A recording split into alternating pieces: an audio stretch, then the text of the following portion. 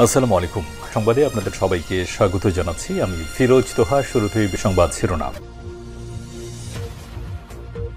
বাংলাদেশের সর্বশেষ গুরুত্বপূর্ণ আপডেট সংবাদে আপনাকে স্বাগত। শুরুতেই সংবাদ শিরোনাম, পরে বিস্তারিত। শুরুতেই জানাবো, যুক্তরাষ্ট্রে ব্রেকফাস্টে অংশ নিতে ঢাকা ছেড়েছেন আমির খসরু এবং মির্জা ফখরুল।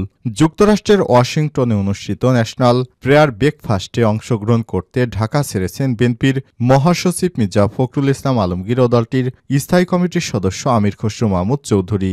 আজ সন্ধ্যা 6টা 40 হজরত শাহজালাল আন্তর্জাতিক বিমানবন্দর থেকে এমিরেটস এয়ারলাইন্সের ফ্লাইটে ঢাকা ছেড়েছেন তারা। ন্যাশনাল ব্রেকফাস্ট হচ্ছে যুক্তরাষ্ট্রের জাতীয় আন্তর্জাতিক নেতৃত্ববৃন্দের মধ্যে সংলাপের একটি প্ল্যাটফর্ম এবং সেখানে খাওয়া দাওয়ার আয়োজন করা হবে। এরপর জানাবো, মহাখালীতে আবারও সড়ক অবরোধ, তিতুমির শিক্ষার্থীদের বন্ধ যান চলাচল। শিক্ষা উপদেষ্টা অধ্যাপক ডক্টর ওয়াহিদুদ্দিন মাহমুদের বক্তব্যের প্রতিবাদ জানিয়ে বিক্ষোভ মিছিল করেছে রাজধানীর মহাখালীতে সড়ক অবরোধ করেছেন সরকারি তিতুমির কলেজের শিক্ষার্থীরা। এদিকে তিতুমির কলেজকে বিশ্ববিদ্যালয়ের দাবি অযৌক্তিক বললেন শিক্ষা উপদেষ্টা। শিক্ষা উপদেষ্টা ওয়াহিদুদ্দিন মাহমুদ বলেছেন, রাজধানী ঢাকার সরকারি তিতুমির কলেজকে বিশ্ববিদ্যালয়ে রূপান্তরের দাবি অযৌক্তিক। কলেজটিকে বিশ্ববিদ্যালয়ে রূপান্তরের এই দাবি সরকার মেনে নেবে না। রোববার 2 ফেব্রুয়ারি বিকেলে এসব তথ্য জানান শিক্ষা উপদেষ্টা।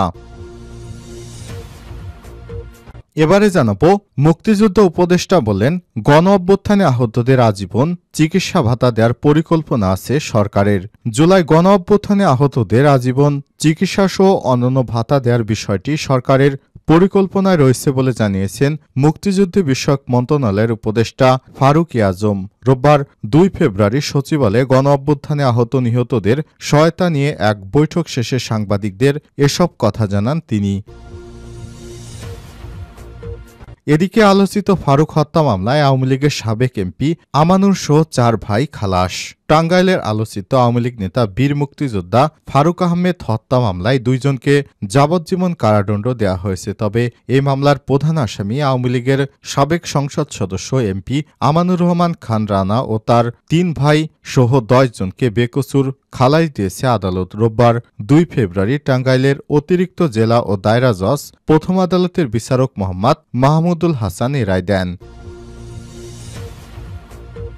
এবং সর্বশেষ জানাবো, জানুয়ারিতে রেমিটেন্স ছিল 26,659 কোটি টাকা।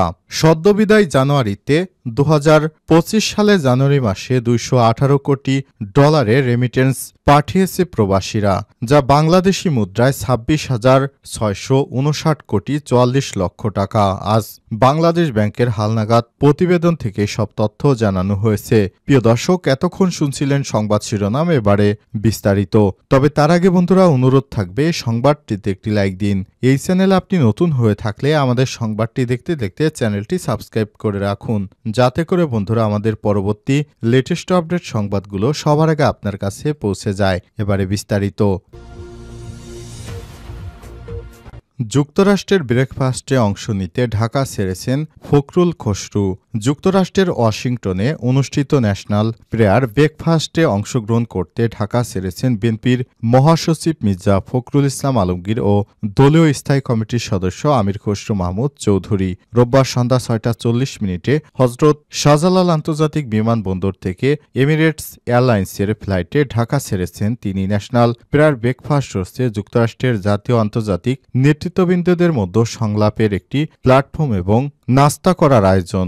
এর আগে গত 11 জানুয়ারি বিএনপির ভারপ্রাপ্ত চেয়ারম্যান তারেক রহমান, মহাসচিব মির্জা ফখরুল ইসলাম আলমগীর ও স্থায়ী কমিটির সদস্য আমির খসরু মাহমুদ চৌধুরীকে মার্কিন কংগ্রেস আয়োজিত ন্যাশনাল প্রেয়ার ব্রেকফাস্ট কমিটিতে চিঠি দিয়ে আমন্ত্রণ জানায়। আগামী 5 ও 6 ফেব্রুয়ারি ওয়াশিংটনে অনুষ্ঠিত 3 সদস্যের প্রতিনিধি দলে নেতৃত্ব দেবেন দলের মহাসচিব মির্জা ফখরুল ইসলাম আলমগীর। মির্জা ফখরুল ইসলাম জানান, ন্যাশনাল প্রেয়ার ব্রেকফাস্ট যুক্তরাষ্ট্রের একটি বার্ষিক অনুষ্ঠান। এই অনুষ্ঠানে আমাদের দলের নেতা ভারপ্রাপ্ত তারেক রহমান সাহেবকে আমন্ত্রণ জানানো হয়েছে।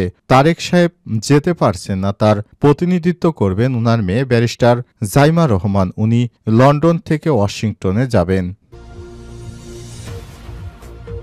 মহাখালীতে আবারও সড়ক অবরোধ, তিতুমিরের শিক্ষার্থীদের বন্ধ যান চলাচল। শিক্ষা উপদেষ্টা অধ্যাপক ড ওয়াহিদুদ্দীন মাহমুদের বক্তব্যের প্রতিবাদ জানিয়ে বিক্ষোভ মিছিল নিয়ে রাজধানীর মহাখালীতে মহাসড়ক অবরোধ করেছেন সরকারি তিতুমির কলেজে শিক্ষার্থীরা। এতে বন্ধ হয়ে গেছে যান চলাচল। রোববার 2 ফেব্রুয়ারি সন্ধ্যা 6টার দিকে কলেজটির শিক্ষার্থীরা মহাখালী আমতলী থেকে গুলশান অভিমুখে সড়কে বিক্ষোভ মিছিল করেন। পরে সেখান থেকে তারা ঢাকা ময়মনসিংহ মহাসড়ক অবরোধ করেছেন। এ সময় বিভিন্ন স্লোগান দিতে দেখা যায় শিক্ষার্থীদের। আর তারা বলেন, শিক্ষা উপদেষ্টার সিদ্ধান্ত মানি না, মানব না। Action to action, direct action. We want justice. আপোষ না সংগ্রাম, সংগ্রাম সংগ্রাম। তিতুমির আসছে, রাজপথ কাঁপছে। টিসি না টিইউ, টিইউ টিউ। আমাদের ভাই অনশনে, প্রশাসন কি করে? প্রশাসনের সিন্ডিকেট ভেঙে দাও, গুড়িয়ে দাও। শিক্ষা নিয়ে বাণিজ্য চলবে না, চলবে না।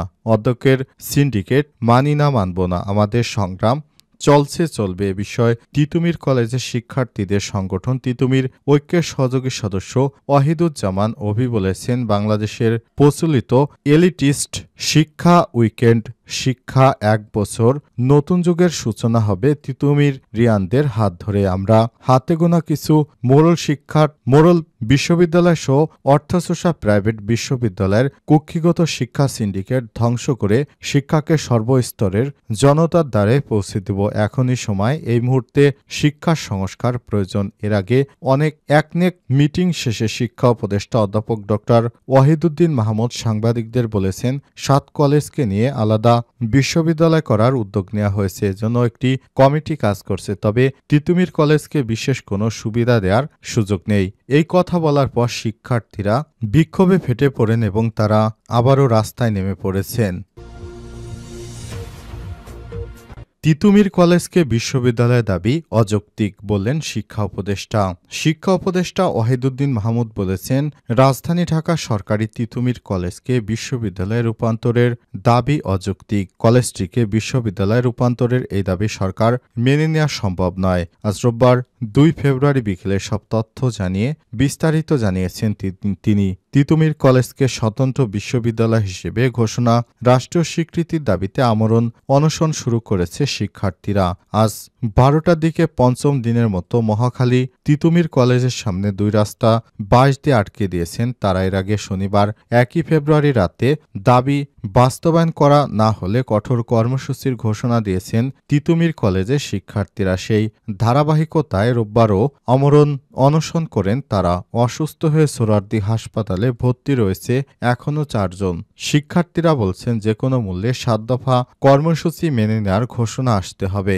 যতক্ষণ এই ঘোষণা না আসবে ততক্ষণ তারা আন্দোলন চালিয়ে যাবেন। এছাড়াও শনিবার 1 ফেব্রুয়ারি শিক্ষা মন্ত্রণালয়ে এক বিবৃতিতে জানানো হয়, সরকারি তিতুমির কলেজকে বিশ্ববিদ্যালয়ে রূপান্তরের দাবিতে চলমান আন্দোলনে এর বিষয়ে শিক্ষা মন্ত্রণালয় তথা সরকার অবহিত রয়েছে।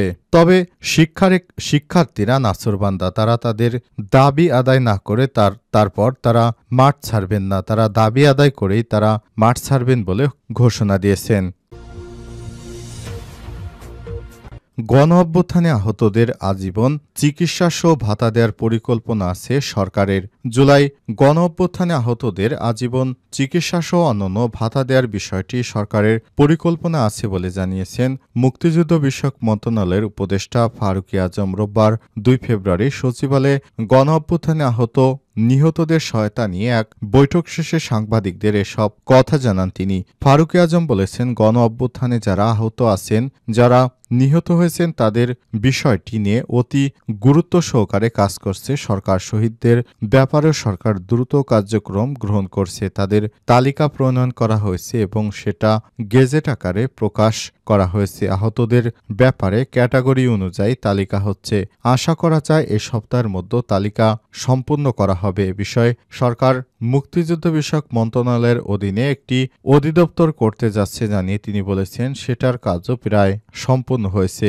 এই অধিদপ্তরের অধীনে একটি নীতিমালা হচ্ছে তাদের কি ধরনের পুনর্বাসনের সুবিধা দেয়া হবে। সরকার দ্রুততম সময়ে কাজ সম্পূর্ণ করার উদ্যোগ নিয়েছে। তিনি বলেন, সরকার অতি বেশি সহানুভূতিশীল যারা আহত হয়েছে এবং শহীদদের পরিবারের প্রতি তাদের ত্যাগ অমোচনীয়। তাদের আত্মত্যাগের গৌরব অমলিন রাখতে চাই।